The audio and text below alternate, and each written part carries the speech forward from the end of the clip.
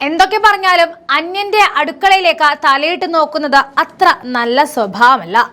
ആദർശവും ധാർഷ്ട്യവും വിളമ്പുന്ന സർക്കാർ ഇപ്പോൾ ചെയ്തുകൊണ്ടിരിക്കുന്നതും അത് തന്നെയാണ്.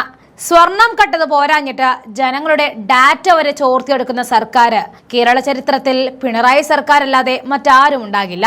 ജീവനക്കാരുടെ വിവരങ്ങൾ ചോർത്തിയ സംഭവത്തിൽ മുഖ്യമന്ത്രിയുടെ ഓഫീസിനെതിരെ രൂക്ഷ വിമർശനവുമായിട്ട് ഹൈക്കോടതി എത്തിയതോടെ അതിൽ പ്രതികരിച്ചുകൊണ്ട് വരികയാണ് പ്രതിപക്ഷ നേതാവ് വി.ഡി. സതീശൻ. മുഖ്യമന്ത്രിയുടെ ഓഫീസിന് എങ്ങനെ സ്പാർക്കിലെ വിവരങ്ങൾ ലഭിച്ചുവെന്നും വ്യക്തിഗത വിവരങ്ങൾ ഔദ്യോഗിക ആവശ്യത്തിനല്ലാതെ ഉപയോഗിക്കരുത് എന്നും മുൻകാല ഉത്തരവുണ്ട് എന്നും ഹൈക്കോടതി വ്യക്തമാക്കുകയായിരുന്നു. അങ്ങനെയാണ് സർക്കാരിനെതിരെ ഇന്ന് ഹൈക്കോടതി തിരിഞ്ഞത്.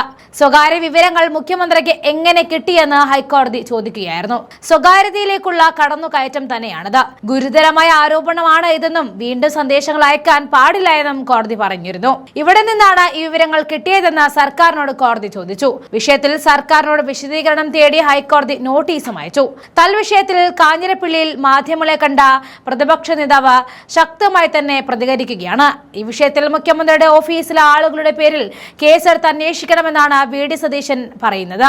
സൈബർ ഫ്രോഡുകൾ വിലസുന്ന ഈ കാലത്ത് ഇത്തരത്തിൽ ഡാറ്റ ചോർത്തിയെടുത്ത ഡാറ്റ വിൽപ്പന നടക്കാനുള്ള സാധ്യതയെപ്പറ്റിയും അദ്ദേഹം തുറന്നടിച്ചു. മാത്രമല്ല, അനാവശ്യമായിട്ടാണ് PR-ന് വേണ്ടിയിട്ട് മുഖ്യമന്ത്രി ക്യാഷ് പൊടിപൊടിക്കുന്നത്. പത്രത്തിലൊക്കെ കോടികൾ ചെലവിട്ടാണ് പരസ്യം കൊടുക്കുന്നത്. മാത്രമോ KSRTC വരെയുള്ളവരിൽ മുഖ്യമന്ത്രിയുടെ ഇളിക്കുന്ന മുഖമല്ലാതെ മറ്റൊന്നും കാണാനുമില്ല. ഇതെല്ലാം ഇവിടെ തുറന്നു കാണിച്ചുകൊണ്ട് മുഖ്യമന്ത്രിയുടെ ഓഫീസ് പൂട്ടിക്കുകയാണ് വി.ഡി. സതീശൻ. നമുക്ക് രംഗങ്ങളിലേക്ക് പോകാം. അല്ലാതെ ഹൈക്കോടതിയുടെ വിധി നേരത്തെ ഉള്ള കാര്യം ഞങ്ങൾ ചൂണ്ടിക്കാണിച്ചാണ്. ഒരാളുടെ അനുവാദം ഇല്ലാതെ അയാളുടെ വ്യക്തിപരമായ ഡാറ്റ ചോർത്താൻ പാടില്ല. ഇത് വ്യാപകമായി സർക്കാർ ജീവനക്കാരുടെ, അധ്യാപകരുടെ, എല്ലാവരുടെയും ഡാറ്റ മുഖ്യമന്ത്രിയുടെ ഓഫീസിൽ ചോർത്തിയിരിക്കുകയാണ്.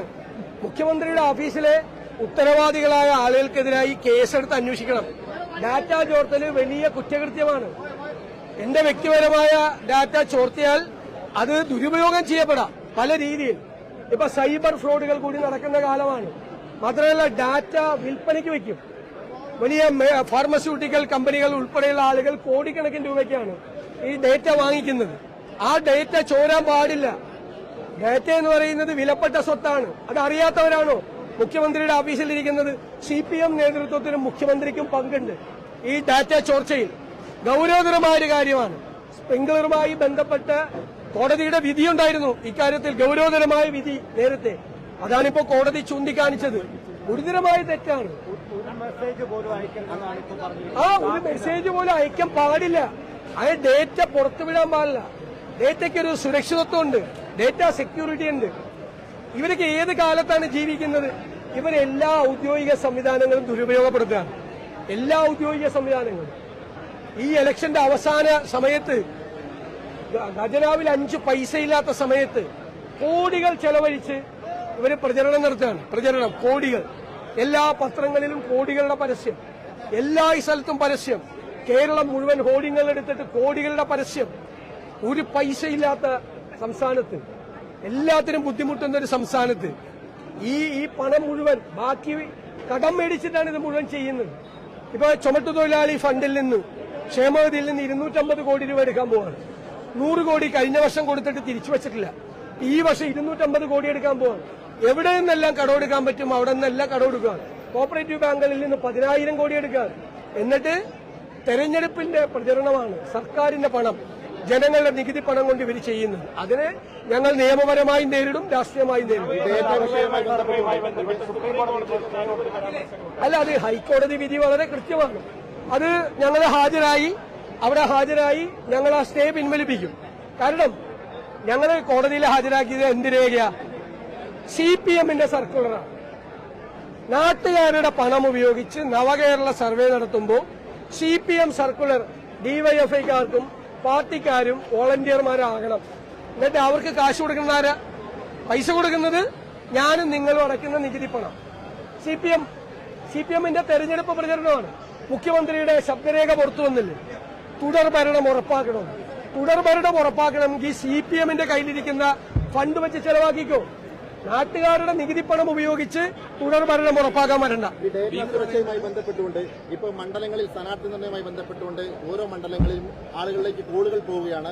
ഏറ്റവും കോൺഗ്രസ് പാർട്ടിയിൽ മത്സരിപ്പിക്കുന്നത് ആരാണ് അനുയോജ്യം എന്ന തരത്തിൽ. അപ്പൊ ഈ ഡേറ്റ എങ്ങനെയാണ് ഈ സ്വകാര്യ ഏജൻസിക്ക് ലഭിച്ചത് എന്ന കാര്യത്തിൽ അങ്ങേക്ക് കോൺഗ്രസിന്റെ ഒരു ഡേറ്റ ഓരോ മണ്ഡലങ്ങളിലും ഞങ്ങള് ഇല്ലെന്ന് നിങ്ങൾ തെറ്റായ വിവരമാണ്. ഇത് മുഖ്യമന്ത്രിയെ രക്ഷിക്കാൻ വേണ്ടി കൈരളിയുടെ ചോദ്യമാണ്.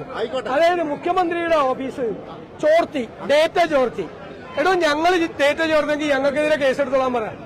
എന്നിട്ട് വെറുതെ ഒരു അബദ്ധം ചോദിച്ചുകൊണ്ട് വരണ്ട. അബദ്ധമാണോ പറയുന്നു?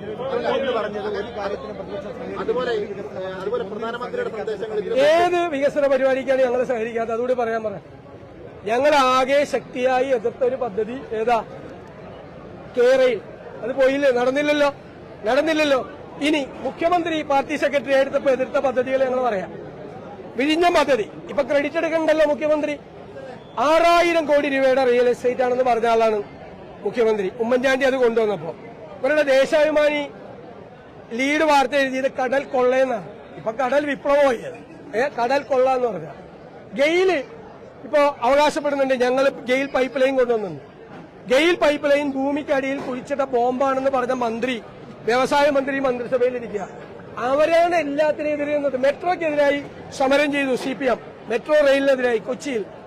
ഞങ്ങൾ ആ പരിപാടിക്കൊന്നും പോയിട്ടില്ല. ഞങ്ങൾ റെയിലിനെ എതിർത്തു. അത് യാഥാർത്ഥ്യമായല്ലോ. റെയിലിനെ എതിർത്തത് ശരിയാണെന്ന് എല്ലാവരും സമ്മതിച്ചില്ലേ?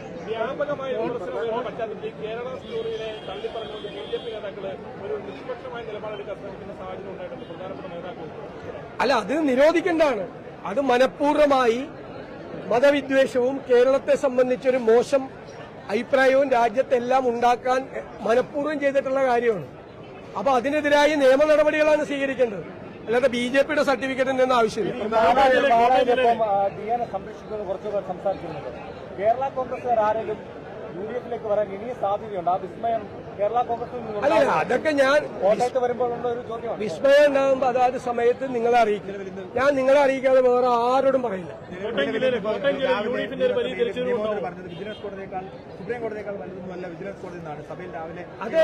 അതാണ് നിയമമന്ത്രിയെ പോലെ ഒരാള് സർക്കാരിന് ഇഷ്ടമില്ലാത്ത വിധി വിജിലൻസ് കോടതി പറയുമ്പോൾ അതിനെ തള്ളി പറയാം. കോടതി എല്ലാ കോടതിയും ഒരുപോലെയാണ്. തന്ത്രിയുടെ കേസിൽ ജാമ്യം അനുവദിച്ചുകൊണ്ടുള്ള കേസിൽ എന്താ പറഞ്ഞത്? ഒരു തെളിവിന്റെ കണിക പോലും ഇല്ലാതെ അദ്ദേഹത്തെ 40 ദിവസം ജയിലിലാക്കിയെന്ന് പറഞ്ഞു ഇല്ലേ? ആ ജഡ്ജ്മെന്റിനെ നിയമമന്ത്രി തള്ളിപ്പറഞ്ഞല്ലോ. നിയമമന്ത്രിക്ക് എന്താ അധികാരം ആ ജഡ്ജ്മെന്റിനെ തള്ളിപ്പറയാൻ? നിയമമന്ത്രി എന്ന് പറഞ്ഞാൽ ഇല്ലാത്ത അധികാരമൊന്നും അദ്ദേഹം ഉപയോഗിക്കണ്ട. ആ കോടതി വിധിയെ തള്ളിപ്പറയാനുള്ള ഒരു അധികാരവും നിയമമന്ത്രിക്കില്ല. ഒരു കണിക പോലും ഇല്ലെന്ന് പറഞ്ഞു. അപ്പൊ SIT വിശദമാക്കണം. എന്ത് ക്രൈമാണ് ചെയ്തിരിക്കുന്നത്, എന്ത് പങ്കാളിത്തമാണ് തന്ത്രിക്കല്ലെന്ന് പറയണം.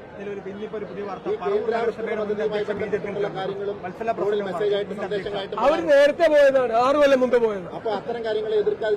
6 കൊല്ലം മുമ്പ് പോയതാണ്. ഇപ്പൊ പോയതല്ല.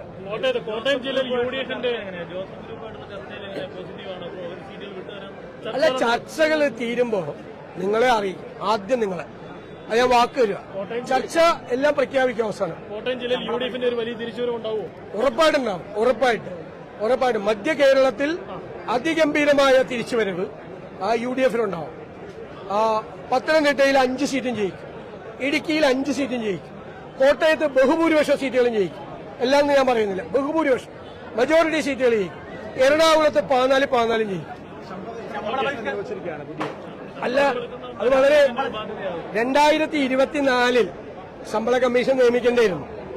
ശമ്പള കമ്മീഷൻ നടപടികളെല്ലാം പൂർത്തിയാക്കി ശമ്പള കമ്മീഷന്റെ ശുപാർശകൾ നടപ്പിലാക്കേണ്ടിയിരുന്നു.